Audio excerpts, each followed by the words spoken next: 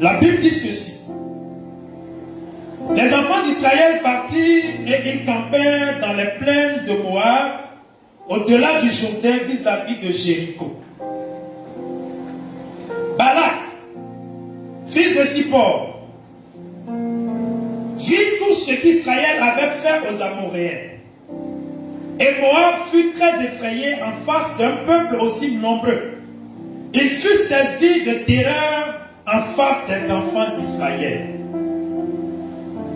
Moab dit aux anciens de Madian, cette multitude va dévorer tout ce qui nous entoure, comme le bœuf brut de la verdure des champs.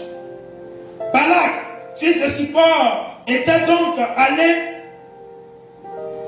Donc Balak, fils de Zippor, était alors roi de Moab. Donc Balak était roi de Moab. Il envoya des messagers auprès de Balak. Donc écoutez bien, écoutez très bien. Balak, qui était le roi de Moab, va envoyer des messagers auprès de Balak. Donc Balaam et Balak. Donc c'est une histoire de Balak et de Balaam. Donc il envoya des messagers auprès de Balaam, fils de Péor, à Pétor, sur le fleuve, dans le pays des fils de son peuple, afin de l'appeler et de lui dire, voici, un peuple est sorti d'Égypte, il couvre la surface de la terre et il habite vis-à-vis de moi. Viens, je te prie, maudis ce peuple, car il est plus puissant que moi. Peut-être ainsi pourrais-je le battre et le chasserai-je du pays, car je sais que celui que tu bénis est béni, et que celui que tu maudis sera maudit. Amen. Voyez cette parole que la Bible nous rapporte, cette belle histoire de ce peuple d'Israël qui est sorti de l'Égypte et qui partait à Canaan selon la parole que Dieu lui avait donnée. Le peuple donc sort de l'Égypte, destination Canaan, destination la terre promise. Et pendant toute cette traversée-là, ce peuple-là va être confronté à d'autres peuples qui va essayer de l'empêcher d'atteindre Canaan, qui va essayer donc de l'empêcher d'arriver à destination. Et à cause de la grâce de Dieu qui était sur ce peuple-là, le peuple d'Israël donc va dévorer sur son passage tous ses ennemis. Le peuple d'Israël donc va vaincre tous ses ennemis tout au long de son trajet, tout au long de sa marche. Ce peuple va écraser tous ses ennemis. Alors lorsque le peuple d'Israël arrive dans la contrée de Moab, le roi donc de Moab, qui est Balak, va donc être effrayé par ce qu'il a appris de ce que Israël faisait de ses ennemis.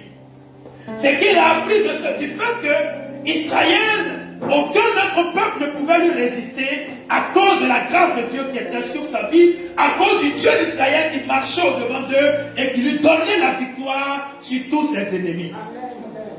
Alléluia. Je prie que cela soit ton partage au nom de Jésus. Que tous tes ennemis soient terrorisés à ton passage. Que tous tes ennemis soient terrorisés au-devant de toi. Et que tous les sentiers soient aplanis au-devant de toi. Et que Dieu te donne d'avancer, d'avancer, d'avancer. Et d'arriver au port désiré au nom de Jésus. Oh, ton amen est trop faible. Alléluia. Alléluia.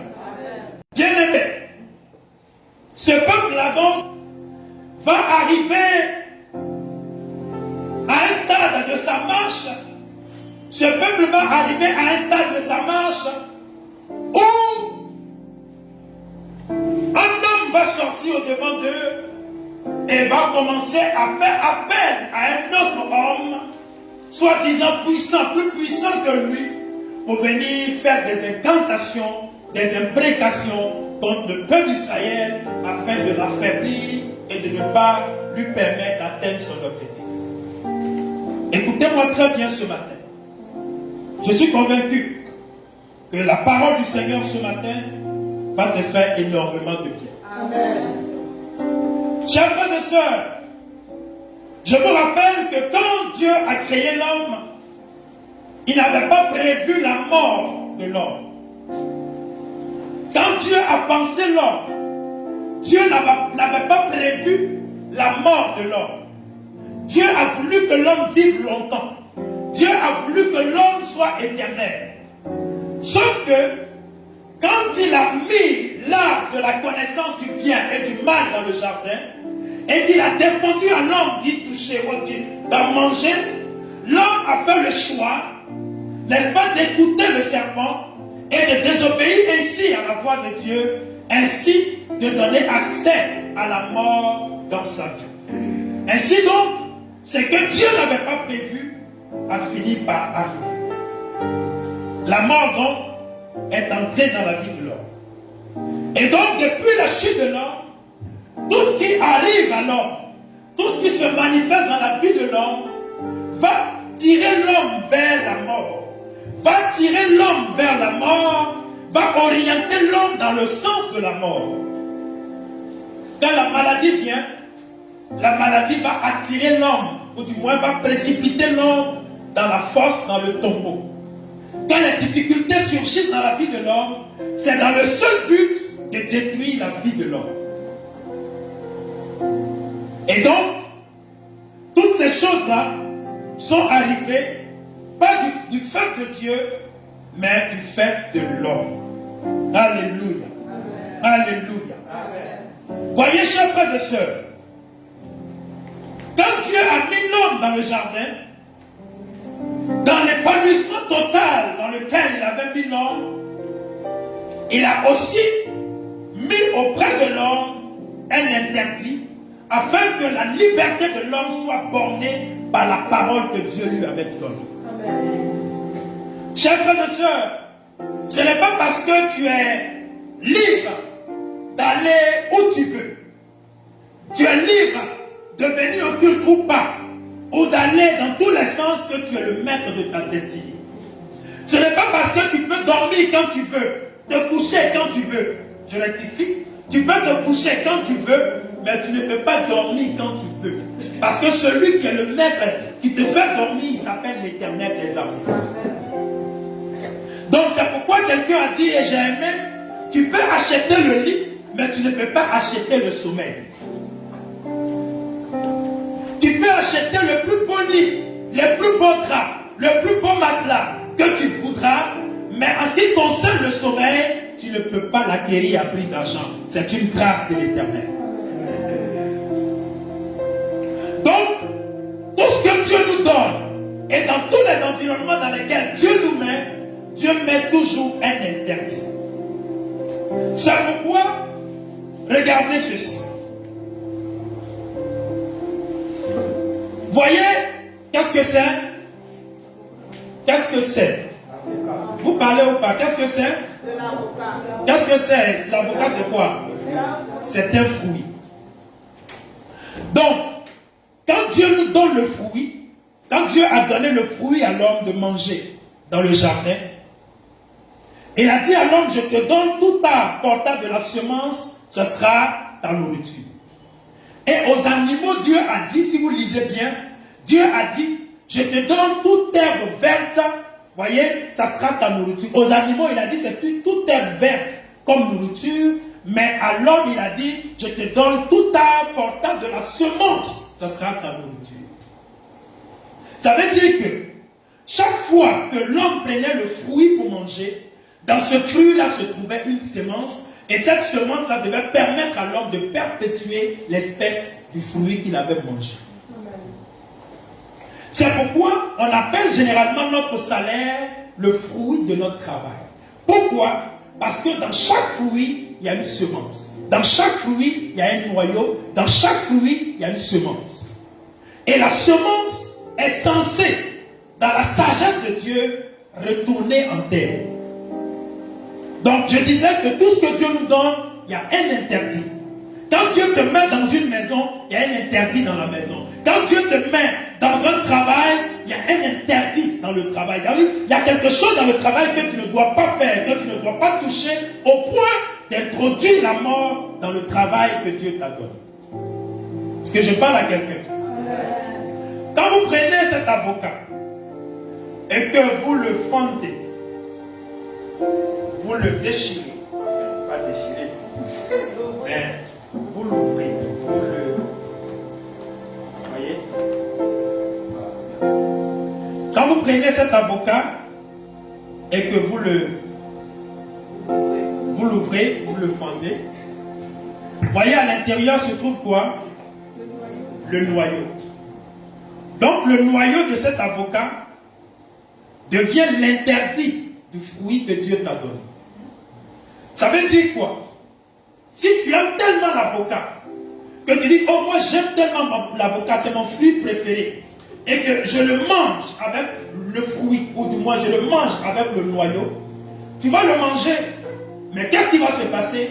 Tu vas avoir des problèmes. Parce que le noyau n'est pas fait pour être mangé, il est fait pour être mis en terre. Il est fait pour retourner en terre, pour te permettre d'avoir encore d'autres avocats. Est-ce que je parle à quelqu'un? Ça veut dire quoi? Quand Dieu te donne le travail, et quand Dieu te donne d'avoir ton salaire, dans le salaire que Dieu te donne, il y a un interdit qu'il ne faut jamais manger. Quand tu le manges, ça va passer. Tu vas acclamer, oui c'est bon, mais tu auras consommé un interdit qui va plus tard te créer des indigestions. Parce que si tu manges ce noyau, tu peux le cuire. Il va devenir très mou. Hein, tu peux le consommer, les dents peuvent le broyer, il n'y a pas de problème, mais ça va te créer des indigestions. Pourquoi? Parce qu'il n'est pas fait pour être consommé. Il n'est pas fait pour être consommé. Et chaque fois que tu le consommes, tu seras en train de créer quelque chose d'anormal dans le système, dans le processus que Dieu a établi, dans les principes que Dieu a établis, dans le fonctionnement normal des choses de Dieu, tu seras en train de créer un dysfonctionnement dans ta propre destinée. Est-ce que je parle à quelqu'un? Donc, tout ce que Dieu te donne là, il y a un interdit. Il y a un interdit qui ne doit pas être franchi. Il y a un interdit qui ne doit pas être consommé. Il y a un interdit qui ne doit pas être touché. Chaque fois que tu as touché à cet interdit, tu as ouvert la porte à la mort. Chaque fois que tu touches à cet interdit, que tu manges cet interdit, tu as toi-même volontairement ouvert la porte à la mort. Et la mort peut venir de façon subite ou venir de façon progressive. Au départ, tu vas penser que c'est normal. Oh, on dit non, on dit que non. Quand tu fais telle chose là, c'est telle chose qui t'arrive. Mais moi, depuis que j'ai fait là, rien ne m'arrive. Attends un peu. Ce n'est pas parce que ce n'est pas systématique ou automatique, ou que ça ne t'a pas arrivé automatiquement, que ça n'a pas été, le processus n'a pas été déclenché spirituellement. Le processus, dès que tu enfreins la règle, est déclenché automatiquement, sauf que pour que ça arrive à toi, n'est-ce pas, ça peut prendre du temps.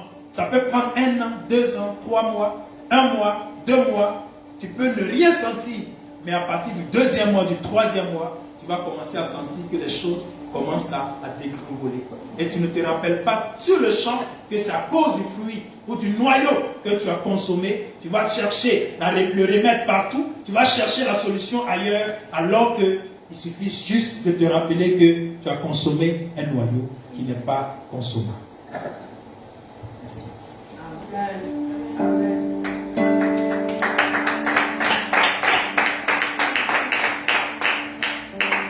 Alléluia. Alléluia. Donc, à partir du moment où ce noyau a été consommé, tu as volontairement ouvert la porte au cycle de la mort. Donc, ton travail peut en subir les conséquences, tes relations peuvent en subir les conséquences, et tes entreprises également peuvent en subir les conséquences. Pourquoi? Parce que tu as donné libre cours à la mort. Et quand ce processus est engagé, ça n'a rien à voir avec l'environnement dans lequel tu te trouves ou le pays dans lequel tu te trouves. Et généralement on dit non, c'est parce que je suis en Côte d'Ivoire que les choses ne marchent pas. C'est parce que je suis au Bénin que ça ne va pas. C'est parce que je suis à Yopougon que ça ne marche pas. C'est parce que je suis à Cocody que ça ne marche pas. Je déménage pour aller à Vridi. Je déménage pour aller à Makori. Je quitte ma nation et je vais aux États-Unis. Je vais en Europe. Peut-être que là-bas ça ira. Non. Ça n'a rien à voir avec le pays. Ça n'a rien à voir avec, n'est-ce pas, le quartier dans lequel tu te trouves. Ça a tout à voir avec le fruit ou du moins le noyau que tu as consommé. Ça a tout à voir avec, n'est-ce pas, la mort que toi-même tu auras déclenchée. Alléluia. Alléluia. Est-ce que vous êtes là ce matin? Alléluia. Donc, chers frères et sœurs, tu dois comprendre que chaque fois que l'ennemi aura accès à ta vie, aura accès à tes finances, aura accès à tes relations, aura accès à tes entreprises, aura accès à ta santé, c'est parce que toi-même, tu lui auras donné accès. Toi-même, tu auras ouvert la porte, n'est-ce pas, à cet ennemi-là dans ta vie. Chers frères, je veux te dire et te le rappeler que le diable en veut à ta vie, comme je l'ai dit la dernière fois. Le diable n'en veut pas à ta vie parce que tu l'as injurié. Il n'en veut pas à ta vie parce que tu lui as manqué de respect. Non, le diable en veut à ta vie parce qu'il est ennemi du bien. Parce qu'il est ennemi du bien. Et chaque fois que le bien veut s'exprimer quelque part, l'enfer va toujours se positionner pour s'opposer. L'enfer va toujours orchestrer des gens, instrumentaliser des gens pour s'opposer au bien que Dieu veut faire dans ta vie. Donc quand le diable attaque tes finances, ce n'est pas tant tes finances qu'il veut détruire, mais c'est ta destinée qu'il veut détruire en attaquant tes finances. Quand le diable attaque tes relations, ce n'est pas tant tes relations qu'il veut détruire, mais c'est ta destinée qui est attaquée en attaquant indirectement tes relations. Donc il faut comprendre que le diable en veut à ta vie. Certaines personnes ont coutume de dire non, moi quand je prie là, je prie doucement. Non, même quand on dit de combattre le diable, je ne combats même pas, je ne fais même pas de prière de combat parce que je ne veux pas avoir affaire au diable. Non, ça n'a rien à voir que tu pries ou que tu ne pries pas. Que tu fasses des prières de combat ou que tu ne fasses pas des prières de combat, chers frères et sœurs, la guerre est déclenchée depuis que le diable, n'est-ce pas, a instrumentalisé Adam et Ève. Cette guerre-là a été déclenchée. Donc que tu pries comme un moine ou que tu pries comme avec ferveur, le diable en veut à ta vie. Le diable en veut à ta vie. Voyez donc, ça n'a rien à voir avec j'élève la voix pour prier ou bien je prie dans mon cœur. Le diable en veut à ta vie. Alléluia. Alléluia. Alléluia. La seule façon ou la meilleure manière de protéger ta vie contre les œuvres du diable, la meilleure manière de préserver ta destinée contre les œuvres du diable, c'est de placer cette destinée-là sous l'autorité de Dieu. Amen. C'est de placer ta vie sous l'autorité de Dieu. La meilleure manière d'amener Dieu, n'est-ce pas, à protéger tes affaires, à protéger tes finances, à garder ce que tu entreprends, c'est de placer ces affaires-là sous la puissante autorité, la puissante main de l'Éternel des armées.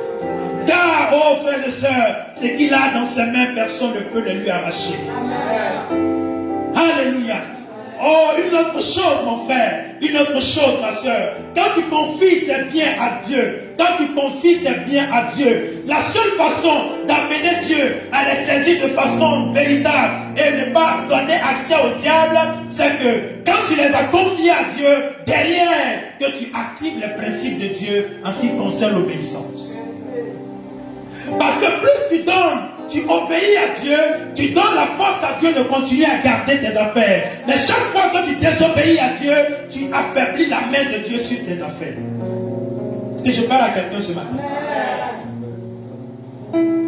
Quand tu désobéis à Dieu, Tu peux dire hier, oui, j'ai confié mes affaires à Dieu, j'ai confié ma vie à Dieu, j'ai confié mes finances à Dieu, j'ai confié mes projets à Dieu, j'ai confié mes entreprises à Dieu. Oui, c'est bien beau, tu as déclaré cela, tu as soumis cela à Dieu, mais c'est l'obéissance qui donne la force à Dieu de garder tes affaires. C'est la soumission à Dieu, c'est l'obéissance au principe de Dieu qui donne à Dieu de garder et de préserver avec force, n'est-ce pas, ce que tu as mis entre ses mains. Parce que tu ne peux pas confier ton foyer à Dieu et puis tu n'honores pas Dieu. À partir de ce moment-là, la main de Dieu va quitter ton foyer et tout ce qui pourra arriver peut arriver. Alléluia. Alléluia. Chers frères et sœurs, c'est pourquoi la Bible dit dans Proverbe 7, verset 3, recommande à l'Éternel tes œuvres et tes projets réussiront. Recommande à l'Éternel tes œuvres et tes projets réussiront. Vous savez, la Bible ne dit pas recommande tes projets à Dieu et ça va réussir. On dit recommande tes œuvres à Dieu et puis tes projets vont réussir. Donc ça veut dire qu'il y a les œuvres et puis il y a les projets. Donc les projets réussissent parce que tu as confié tes œuvres à Dieu. On va y revenir. Quelle est la différence entre les œuvres et les projets? Qu'est-ce qu'on appelle œuvre et qu'est-ce qu'on appelle projet? Ça, c'est un autre enseignement. Mais allons-y. Revenons à notre texte. Voyez donc, quand le peuple d'Israël sort de l'Égypte, le peuple d'Israël se met tranquillement en route vers la terre promise, sans avoir affaire à un autre peuple. Sauf que les peuples eux-mêmes vont s'opposer à l'action ou à l'avancée du peuple d'Israël. Voyez, ils se mettent en route vers la terre promise, sans faire d'histoire à quelqu'un, sans faire d'histoire à personne, sans insulter quelqu'un.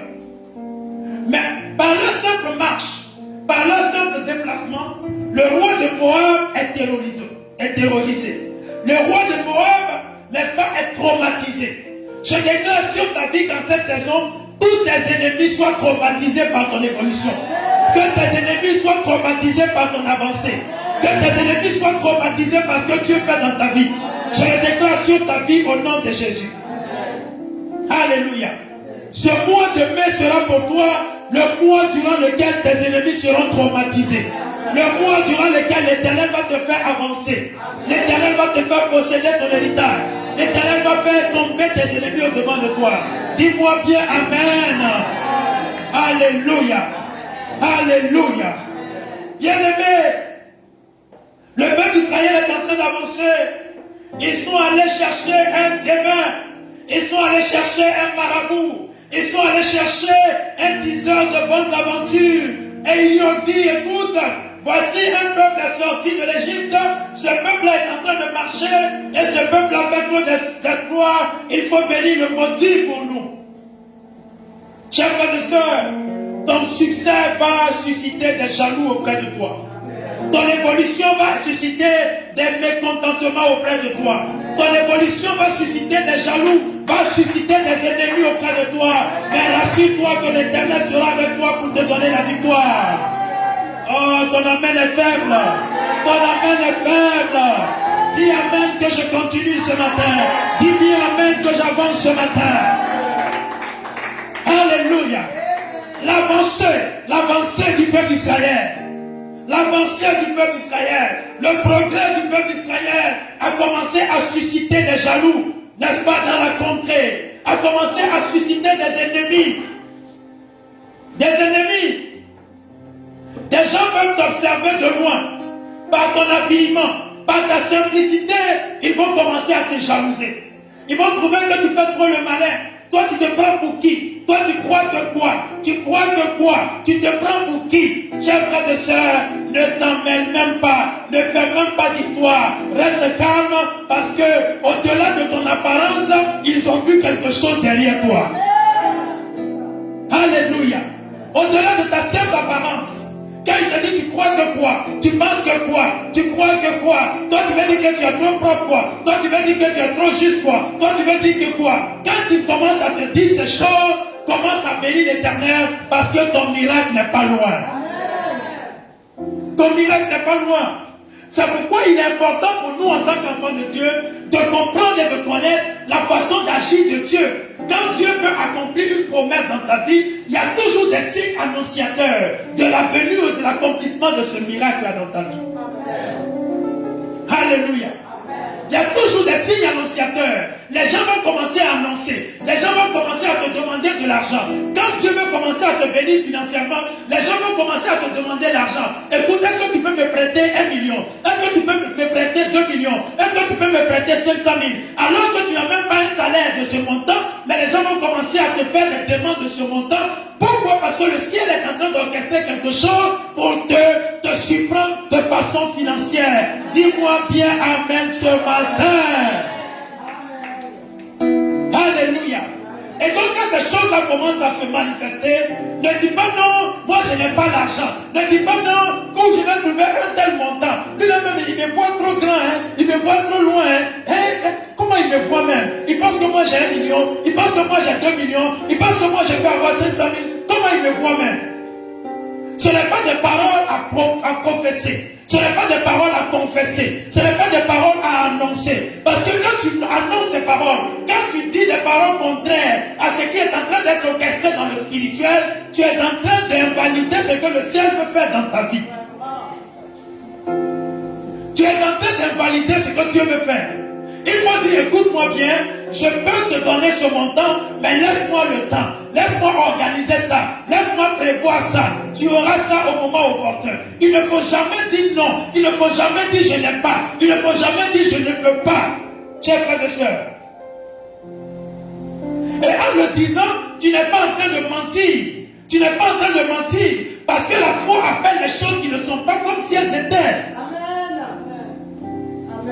La foi appelle les choses qui ne sont pas comme si elles étaient. Donc quand tu dis, c'est pourquoi la Bible dit que le faible dise je suis fort. Donc quand tu es faible et que tu dis je suis faible, tu es en train de pécher contre Dieu. Quand tu n'as pas et que tu dis que je n'ai pas, tu es en train de frustrer la grâce de Dieu. Mais Dieu dit que lui dans son royaume, il y a un langage qu'on parle. Dans sa maison, il y a un langage qu'on parle. C'est que quand tu es faible, il faut dire que je suis fort. Quand tu es pauvre, il faut dire que je suis riche. Tel est le langage de Dieu dans le royaume de Dieu. C'est le langage de Dieu qu'on parle dans le royaume de Dieu. Donc tu ne peux pas appartenir au royaume de Dieu et tenir un langage qui n'est pas dans le dictionnaire de Dieu. Parce que à force de dire je n'ai pas, ce que Dieu avait prévu pour toi va commencer à s'éloigner. Dieu dit à celui qui n'a pas, on va ôter même ce qu'il a et on va donner à celui qui a un ou à celui qui en a déjà. Afin que celui qui en a ait encore davantage. Donc quand tu dis que tu n'as pas, le peu même que tu as là, Dieu dit qu'il va t'enlever cela pour donner à celui qui confesse qu'il en a. Donc, c'est pas bon de dire non, je n'ai pas. Je suis pauvre, je suis toujours limité. Je suis ceci, je suis cela. Ça ne fait pas partie du langage de Dieu. Il faut refuser de tenir un tel langage. Il faut refuser de tenir un tel langage. Ce n'est pas un langage qui fait école dans le royaume de Dieu. Est-ce que je te parle ce matin? Est-ce que je parle à quelqu'un ce matin? Alléluia. Donc, comprenez-moi bien très bien ce matin. Comprenez-moi très bien ce matin. Voilà. Donc, écoutez-moi. Le peuple d'Israël sort. Et donc, à cause de sa carrure, à cause de sa présence, à cause de sa présentation, à cause de ce que le peuple ennemi a vu, ils sont allés chercher Balak. Le roi Balak s'est levé, il a dit, quand je vois ce peuple-là venir, je sais que quand il va venir là, il va arracher tout sur son passage. Il va m'arracher tout ce que je possède. C'est pourquoi souvent, dans certaines entreprises, quand tu veux poster, quand tu viens même pour demander le travail, la personne même qui te reçoit commence déjà à te décourager. Parce qu'il pense que quand tu vas venir là, on ne va plus le regarder, on ne va plus lui confier les choses. Tu vas venir prendre sa place. Donc la personne déjà va commencer à dire des choses pour t'empêcher même de venir postuler dans l'entreprise. Et il a vu de loin. Il dit, le peuple que je vois venir, si je le vois arriver jusqu'à moi, si je le vois arriver jusqu'à moi, ce que j'ai entendu dire de ce peuple-là, si je le laisse venir jusqu'à moi, il va m'arracher tout. Il va me prendre tout. Voyez, il va tout me prendre. Il va tout me prendre. Et même souvent, même dans nos relations, il y a certaines sœurs qui refusent même de présenter leur fiancé même à leurs camarades.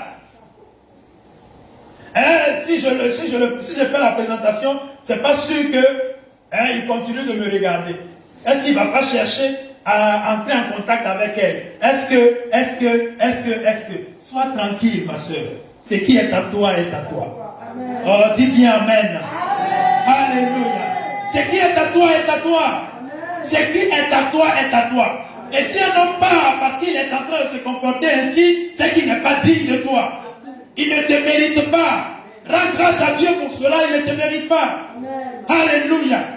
Amen. Alléluia. Amen. Voyez donc, le peuple, alors qu'il était en train d'avancer vers la terre promise, alors qu'il était en train d'avancer vers la possession de son miracle, de son héritage, de ce que Dieu lui avait promis, un peuple, un roi, va activer son réseau, va activer ses connaissances, va activer tout ce qu'il a, et pour venir maudire le peuple d'Israël. Et il dit, écoute, viens me maudire ce peuple.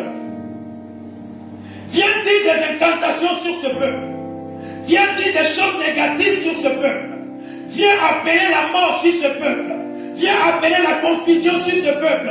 Viens appeler l'humiliation sur ce peuple. Viens appeler la honte sur ce peuple. Viens appeler, n'est-ce pas, le malheur sur ce peuple. Viens appeler ces choses. Voyez donc, quand Balak invite donc Balaam, imaginez un peu ce qu'il peut dire à Balak, ou du moins dire à Balaam, parce que c'est Balak qui est le roi et Balaam qui est le prophète. Balaam qui est le diseur de bonnes aventures. Imaginez, alors que le peuple avance, il dit viens me le maudire, viens me le maudire. Et maudire c'est quoi? Maudire veut dire de mauvaises paroles. Dire de mauvaises paroles, n'est-ce pas, avec la puissante autorité de manifester ce que ces paroles-là contiennent. Donc quand on dit qu'on a maudit quelqu'un, on a dit de mauvaises paroles sur la vie de cette personne. Et chaque fois que les mauvaises paroles sont relâchées, elles engagent le monde des ténèbres. Elles engagent les démons à ta suite. Elles engagent l'enfer, n'est-ce pas, à ta suite. Donc quand un père maudit son enfant, quand une mère maudit son enfant, elle ne fait rien d'autre que de dire de mauvaises paroles. Ou il ne fait rien d'autre que de dire de mauvaises paroles dont les démons s'en saisissent pour veiller à leur accomplissement dans la vie de cet enfant-là. Donc quand on t'a maudit, que tu ailles en France, que tu ailles au pôle Nord, ces paroles-là gouvernent ta destinée. Ces paroles-là te poursuivent. Ces paroles-là influencent négativement ta vie. Pourquoi? Parce qu'elles ont été relâchées sur ta destinée. Et donc ces paroles-là vont fermer le ciel sur ta vie. C'est ça la malédiction. C'est ça la malédiction. Donc quand on dit, quand ils appellent l'homme pour venir maudire Israël, ils sont en train de dire, n'est-ce pas, viens dire à Israël qu'il devienne impuissant, qu'il devienne faible, que ce peuple devienne faible, que ce peuple meure avant qu'il n'arrive à sa destination, que ce peuple n'accomplisse pas sa destinée, que ce peuple n'arrive pas à bon port, que les vaillants, tous les vaillants hommes de ce peuple-là continuent et commencent à mourir avant leur heure. Qu'ils meurent avant leur heure, qu'ils meurent avant leur temps, qu'ils meurent avant leur saison. Alléluia. Pourquoi? Parce que la mort a été annoncée. Parce que la mort a été annoncée sur ce peuple.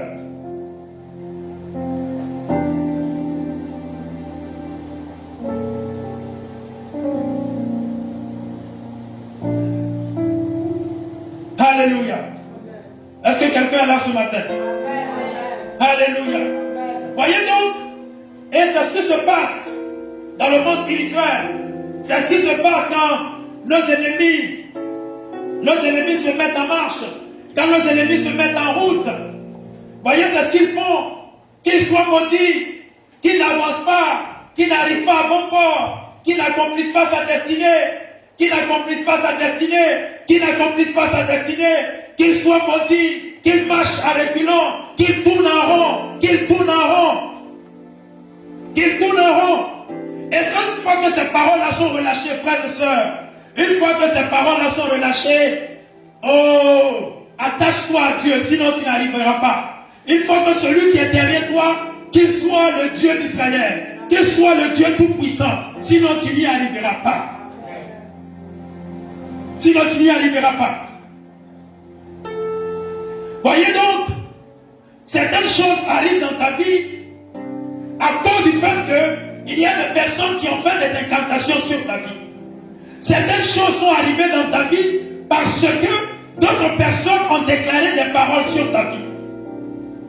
Et vous savez, généralement, quand le diable veut porter atteinte à ta vie, quand une personne ennemie de ton bien, ennemie de ton mariage, ennemie de ton positionnement, ennemie de ton bien-être, veut porter atteinte à ta vie, il peut aller voir le marabout. Il peut aller voir le marabout. Et quand il va devant le marabout va prendre une statuette, un bonhomme, qui va te représenter, sur lequel ton nom sera invoqué.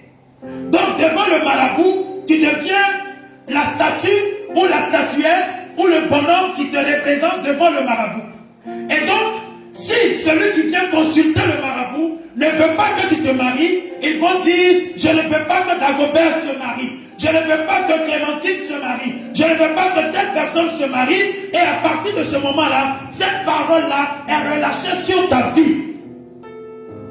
Donc, que tu sois en Europe, que tu sois au Canada, que tu sois aux États-Unis, à partir du moment où il y a une représentation de ta personne devant le marabout et que tes paroles sont relâchées, elles ont effet sur ta vie si ta vie n'est pas cachée en Jésus.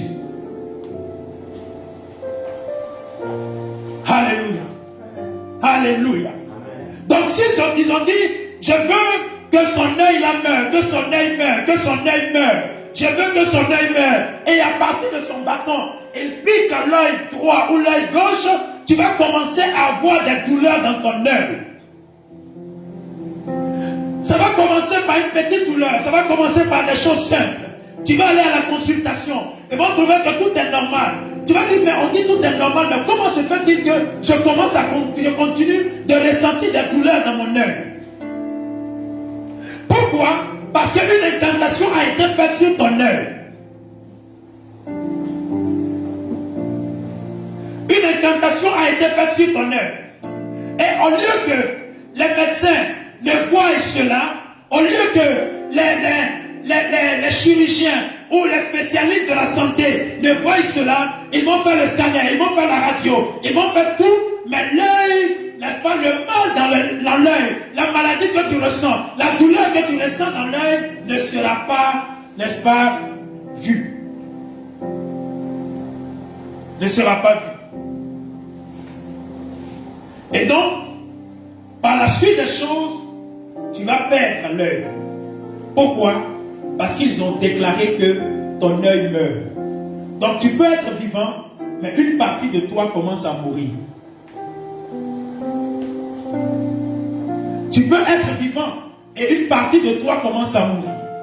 C'est pourquoi je vous ai rendu le témoignage de cette femme. Vous voyez qui avait fait le songe dans lequel elle a vu son pied exposé au marché.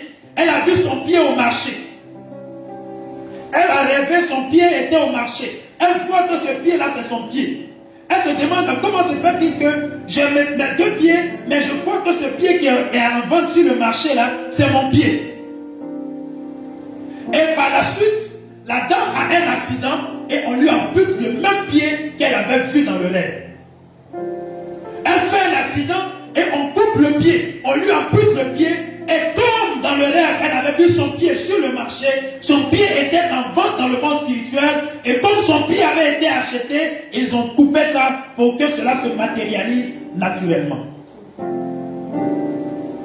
Chers frères et sœurs, une fois que Le diable réclame ton cœur. Une fois que le diable réclame la mort de ton cœur, ou la mort de ton poumon, ou la mort de tes trompes, tu vas commencer à vivre des événements malheureux. Tu vas commencer à vivre des choses, n'est-ce pas, ténébreuses dans ta vie. Combien de fois des femmes n'ont pas été, n'est-ce pas, opérées de GU, leurs trompes ont été arrachées. Pourquoi? Parce qu'il y a une réclamation dans le monde occulte qui demandait que leurs trompes leur soient arrachées. Leurs trompes leur soient arrachées. Et ces femmes vivent, mais une partie d'elles-mêmes a été arrachée. Pourquoi? Parce que un homme, une femme, une personne, un ennemi a réclamé, un ennemi a tué depuis sa position, depuis la case du marabout, depuis sa maison, depuis des incantations, la personne a tué ses trompes. Des hommes, alors qu'ils ont encore l'âge d'être en élection, ils ont encore l'âge de faire des enfants, ces personnes-là, n'est-ce pas, ne peuvent plus avoir des élections. Ils sont faibles sexuellement. Pourquoi? À cause des incantations. À cause des incantations. À cause des incantations. Une femme peut-être que tu as trompé. Une femme peut-être à qui tu avais promis le mariage. Une femme, n'est-ce pas, qui te voulait. Ou à qui tu as refusé, n'est-ce pas, à qui tu as refusé les avances, peut aller te maudire. Peut aller faire des incantations. Comme il a refusé de sortir avec moi, il ne sortira avec aucune autre femme. Comme il a refusé de me marier, il ne mariera aucune autre femme. C'est pourquoi notre marche avec le Seigneur, nous devons la prendre au sérieux. Parce que si nous n'avons pas le Seigneur comme abri, si nous n'avons pas le Seigneur comme forteresse, chers frères et sœurs, nous serons à la merci de nos ennemis. Nous serons à la merci de nos ennemis. Nous serons à la merci du diable. Nous serons à la merci de ceux qui nous veulent le mal.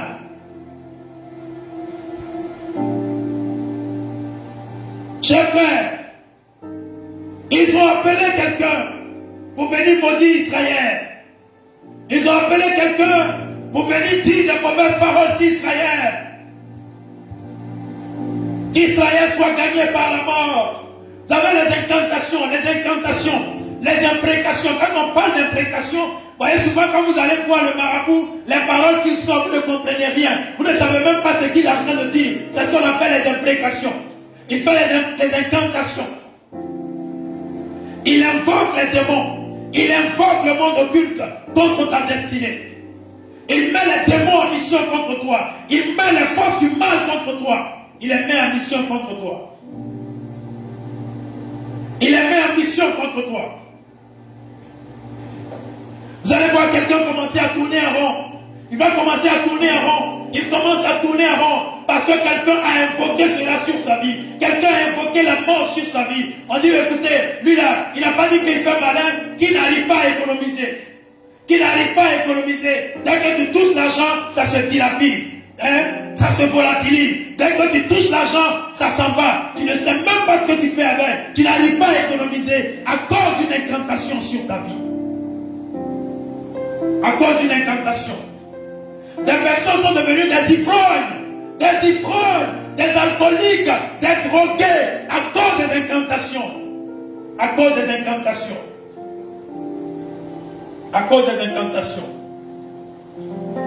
La drogue. Ils ont laissé accès à la drogue.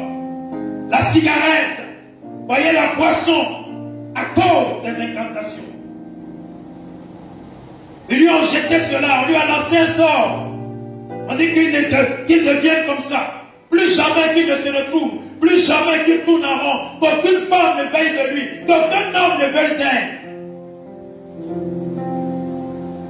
Et une fois que la parole est relâchée, les démons sont mis en mission. Chaque fois qu'un homme t'approche, allez, retourne-toi. Retourne-toi, retourne-toi, retourne-toi. Et l'homme se retourne. Il a pris ton numéro, il t'a appelé une fois. Vous avez tellement bien échangé. Tu prends espoir et il ne t'appelle plus jamais. Tu l'appelles, il ne décroche pas. Tu lui envoies un message, il voit le message, mais il ne répond pas. Tu te demandes, mais qu'est-ce que j'ai bien lui faire? J'ai pu bien lui faire. Qu'est-ce que j'ai fait? Qu'est-ce que je lui ai dit? Est-ce que je t'ai dit quelque chose qui t'a blessé? Non, tu ne m'as rien dit. Ça va, non, tout va bien, je suis là. Mais il y a quoi? Il y a une action ténébreuse derrière. Il y a une action ténébreuse derrière. Et souvent même lorsqu'il s'engage, il s'entête pour s'engager jusqu'à la fin, lorsqu'il veut aller à la dot, tout de suite c'est la mort. Ou bien le champ du travail. Et on dit maintenant, on va voir sur quoi tu veux compter pour aller te marier, pour aller faire ceci, tu vas voir. Donc, l'homme est combattu, pas à cause de lui-même, mais à cause de toi, sur qui une parole négative a été annoncée. Donc, tous ceux qui veulent te faire du bien, le malheur leur arrive. Tous ceux qui veulent t'aider, le malheur leur arrive. Tous ceux qui veulent te prendre bien, le malheur leur arrive à cause des paroles qui ont été relâchées sur ta vie.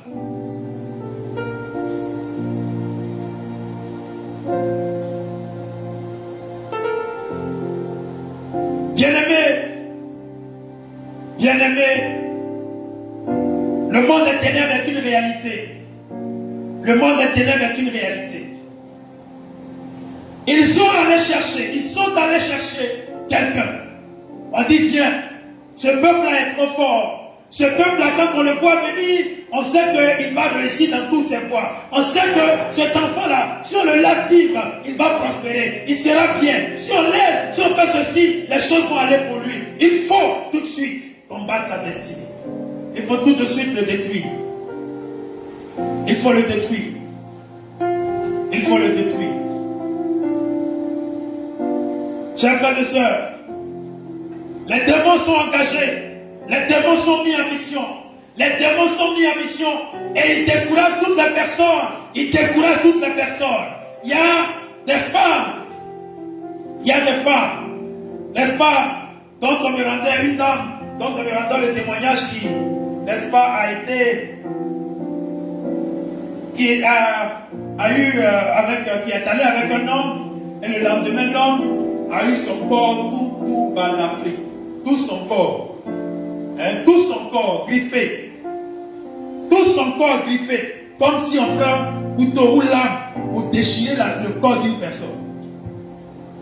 Si ça t'est arrivé une fois, tu vas vouloir revoir cette femme encore. Est-ce que tu vas vouloir la revoir encore? C'est fini. C'est fini. Chers frères et sœurs, il y a des hommes également. Il y a des hommes, chers frères, dont la destinée est scellée par le monde des ténèbres. Dont la destinée est scellée par le monde des ténèbres. Et le diable vient, l'enfer vient. Chaque fois, voyez, chaque fois que tu veux tendre vers le meilleur, tout de suite, on brise ton élan. Et souvent même on te décourage au point où ton cœur n'est même pas engagé à voir les choses changer dans ta vie. Tu te comportes comme tout était normal autour de toi. Tu te comportes comme tout était normal dans ta vie. Alors que ton cœur a été anesthésié spirituellement. Et il n'y a aucune révolte en toi. Tu vois les autres évoluer, tu vois les autres avancer, mais toi ça ne te dit absolument rien. Pourquoi? Parce que ton cœur a été anesthésié par le monde des ténèbres. Avancer ne te dit rien. Réussir dans la vie ne te dit rien. Et tu prends la peine, n'est-ce pas, à te balader. Alors que Dieu a une destinée glorieuse pour toi. Chers frères et sœurs, quand les incantations sont faites, quand le diable envoie ses démons en mission pour semer la mort dans ta vie, bien-aimé, une partie de ton corps peut mourir avant même que le Seigneur te l'appelle. Souvent les AVC, souvent ce n'est pas une maladie normale et aucune maladie même n'est normale. Toute maladie a une source démoniaque. Toute maladie a une source démoniaque. Et une partie de toi meurt. Le côté gauche, tu vas vivre entraînant le côté gauche, entraînant ta main ne peut plus fonctionner, ton pied gauche ne peut plus fonctionner, une partie de toi ne peut plus fonctionner. Pourquoi? Parce que le monde des ténèbres a estimé qu'il faut tuer ce côté-là.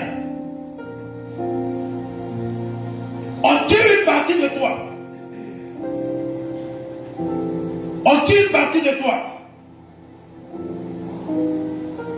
Souvent même on dit non, on va tuer sa capacité capacité à enfanter, sa capacité à concevoir un enfant, sa capacité à concevoir un enfant, et tu ne peux pas concevoir. Tu as tout, à l'hôpital on t'a dit tout est normal, mais pourquoi tu n'arrives pas à concevoir? Tout est normal, ta femme peut enfanter, toi-même tu peux enfanter, mais pourquoi l'enfant ne vient pas? Pourquoi l'enfant ne vient pas? Souvent même là, quand tu as couché avec ta femme, c'est un autre démon qui vient se coucher au milieu de vous. Quand tu fais l'amour avec ta femme, ce n'est pas avec ta femme que tu le fais, mais c'est avec un autre esprit.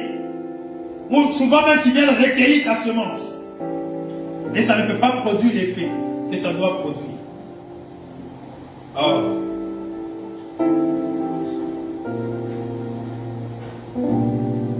Chers frères, beaucoup de personnes ont perdu le foyer. Certaines femmes sont sorties de leur foyer. Certains hommes sont sortis de foyer. Ils ont abandonné la femme avec leurs enfants à cause d'une incantation, d'un envoûtement. Je rendais le témoignage d'un homme qui allait au travail le matin. Le lendemain, à sa descente, il prend un avion, il se retrouve au Sénégal. Parce qu'il y a une Sénégalaise qui l'a envoûté. Il laisse sa femme ici, ses enfants ici, son travail, et il s'en va. Il se retrouve au Sénégal, dans la main d'une Sénégalaise, bien noire.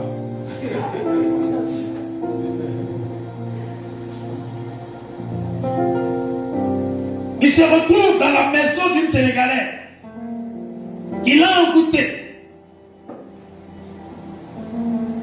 Des hommes ont quitté leur famille et se sont retrouvés dans d'autres maisons.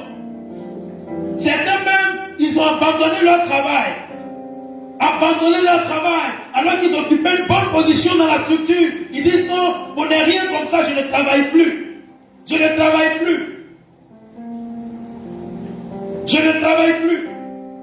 Et c'est le patron même qui court derrière lui. Pardon, viens travailler, tu es un élément important pour la structure. Viens travailler, qu'est-ce qui ne va pas? Tu veux qu'on t'augmente, tu veux qu'on te change de poste, tu veux aller représenter la structure dans un autre pays. Il n'y a rien. Je ne travaille plus.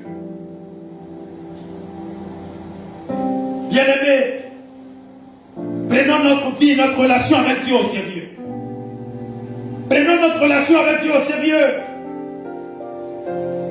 Ce n'est pas parce que tu vois la vie aussi simple qu'elle est simple. Non, la vie n'est pas simple. Ce n'est pas parce que tu vas au travail et tu rentres le soir que la vie est simple. Non, la vie n'est pas simple. Si tu savais toutes les orchestrations qui se passaient derrière toi, comment le diable est en train de faire en sorte de détruire ta vie, si Dieu n'a pas sa main sur toi, tu serais déjà perdu. Si Dieu n'a pas sa main sur toi, si Dieu n'est pas avec toi, cher frère, ta vie serait déjà détruite.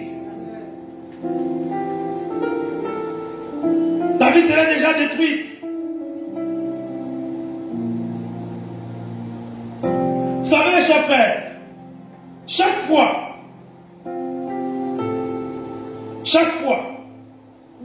que Dieu nous donne une parole, nous sommes protégés par la parole que Dieu nous a donnée. Chaque fois que Dieu nous donne une parole, nous sommes protégés par la parole que Dieu nous a donnée. Je vais le dire d'une autre façon. Chaque domaine de notre vie est protégé par ce que Dieu a dit concernant ce domaine bien précis. Ça veut dire quoi? Le foyer que Dieu nous a donné, il y a une parole de Dieu qui est relative au foyer. Donc le foyer là, il est protégé par la parole que Dieu a dit concernant le foyer. Donc, quand il dit femmes, soyez soumises, Marie, aimez vos femmes, le foyer est protégé par cette parole. Donc chaque fois que j'aime ma femme, que ma femme est soumise à moi, le foyer est protégé par l'obéissance des deux conjoints, est protégé, n'est-ce pas, par, n'est-ce pas, l'obéissance des conjoints. Le foyer est gardé, il est protégé. Est-ce que quelqu'un m'entend cela? Est-ce que quelqu'un comprend ce que je dis? Quand Dieu te donne un travail, ton travail est protégé par les principes qui régissent le travail. Dieu dit, si tu arrives à manger, si tu travailles et que tu vois augmenter ton argent, tu vois augmenter ton or, ne dis pas que c'est ta main qui t'a permis d'avoir ça. Ne dis pas que c'est ton intelligence qui t'a permis